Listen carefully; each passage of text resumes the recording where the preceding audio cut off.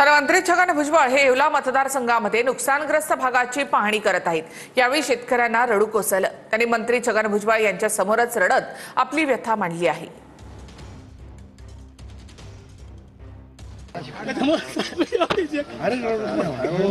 याच्यापेक्षा साहेब आहे ना, कांद्यांचं फार नुकसान झालं भयान परिस्थिती आहे कांद्याची। अरे बाबा, कोण आहे कृषी अधिकारी आणि कोण आहे कांद्याला सर एकरी 50-60 हजार रुपये करते। साहेब तुम्हाला त्रास देत नाही मी, इथं 5 फूट पाणी क्षेत्रामध्ये जाता येणार, पायी सुद्धा जाता येणार, काही